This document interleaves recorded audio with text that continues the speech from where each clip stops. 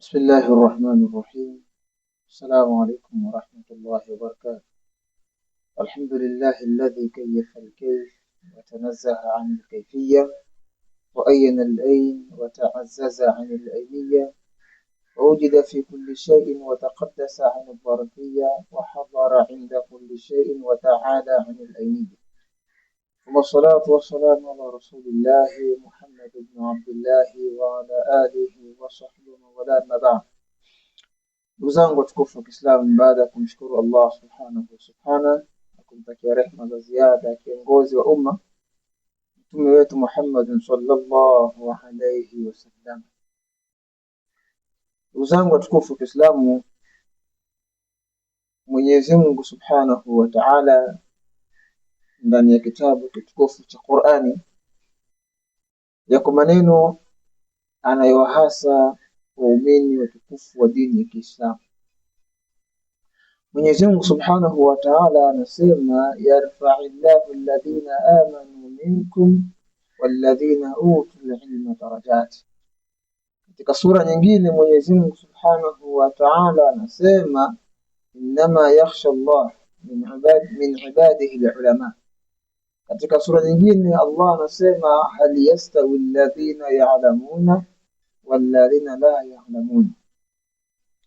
Ni aya tatu tofauti ambazo Mwenyezi Mungu subhanahu wa ta'ala amekuja kuieleza elimu katika maisha ya Kiislamu.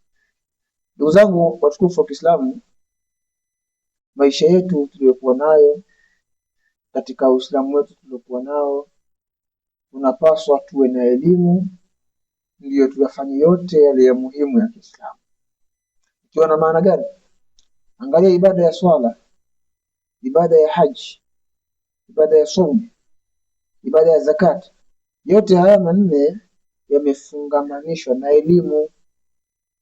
Bila ya kuwa na elimu, basi hatuwezi kuyafanyia kazi haya mambo manne. Mtume Muhammad sallallahu alayhi wasallama anasema akiwa anazungumza Qur'ani, khairukum man ta'allama al-Qur'ana wa 'allama. Mbora kati yenu ni mtu ambaye ameisoma Qur'ani kisha akaisomesha. Kwenye Qur'ani kwanza.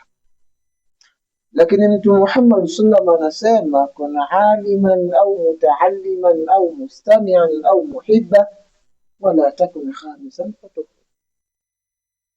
Mtume amekuja kutueleza kuwa kuna aliman, kuwa mtu wa elimu kwanza, au mutaalliman. Ukishindwa hapo kuwa ni mtu wa kujifunza. Muona Mtume alipoeleza kwamba kwanza kuwa mwana wa chuoni, kuwa mtu wa elimu. Ukishindwa kuwa ni mtu wa kujifunza ile elimu. Ukishindwa hapo mustami'an au muhibba. Leo miongoni mwa madhara tuliyokuwa nayo katika jamii ya Kiislamu ni kila mmoja kuwa ni mtu wa kielimu. Mfano, shekhe langu mmoja aliwahi kuniambia, usione unakosoma, unakosomesha, unakofanya kazi, unakoswalisha watu waitwa shekhe, basi ukajivika ushekhe. Hapana, yawezekana ikawa kule kuitwa shekhe ni dua. Wale wanaokuita shekhe wanakuombea dua, uenda siku moja utakuja kuwa shekhe. Kwa hiyo kila mmoja anapaswa aitambue nafasi yake. Yawezekana jamii yako unayokuzunguka ikaamini kwa wewe ni shekhe mzuri, lakini kumbe pale ulipokaa hujakaa na watu wa elimu. Yako maneno ya lugha ya Kiarabu yanasema, al-a'rab, chongo, mtu mwenye jicho moja, inda al-amyani sayyidu, mbele ya wale wasiona kabisa ndio bwana mkubwa huyo. Ndio chongo, mbele ya wasiona kabisa ndio bwana mkubwa. Sasa angalia tashabuh, yani fanya tashabuhi ya hili neno la Kiarabu ambalo linasema chongo, mbele ya wasiona kabisa ndio bwana mkubwa. Liviki kwa jamii yako wewe ambaye akuita shekhe, ya kuita mwalimu, na kuamini wewe ndio imamu kwa elimu uliyokuwa nayo. Kwa hiyo yaangalie haya maneno alafu jivike uhalisia kwamba ni wewe mwalimu wa madrasa, ni wewe ustadhi, ni wewe shekhe. Je, jamii inapaswa itambue kwa wewe ni shekhe kweli? Na kama bado, basi unao nafasi ya kusoma. Leo tuna wajinga wengi sana ambao na wao wamejivika katika mfumo huu wa kielimu, lakini kwa kupurupuka tu mara moja mara mbili amesoma, basi walau ajua kutia Fatiha, ajua kusoma Qur'ani, basi akija mbele za watu anakuja kutukana watu na kujiona kwamba yeye ni mjuaji sana kuliko wale wengine. Tuwe na adabu na elimu ya dini ya Kiislamu. Mashekhe zetu wamesomesha elimu hii, wakawasomesha walimu zetu, na walimu zetu wakatusomesha sisi elimu hii kwa nidhamu kubwa. Mpaka leo imefika hapa, jamii inakuamini na kukuona wewe ni mtu wa elimu ni kwa sababu ulisomeshwa. Kwa hiyo tuwe na adabu na elimu ya dini ya Kiislamu. Hakuna shekhe wa Google, hakuna shekhe wa ChatGPT, hakuna shekhe wa Phoenix, ni Phoenix ile hapo. Leo kila mmoja anaingia kwenye ChatGPT, kwenye Google, anakwenda kwa kitu, akija naye ni shekhe mbele za watu. Shekhe hapana, kuna elimu sampuli hii. Imam Shafi'i rahimahullah ta'ala anasema, akhi lan tanala al-ilma illa bisittatin saumbika bitafsiliha bibayani.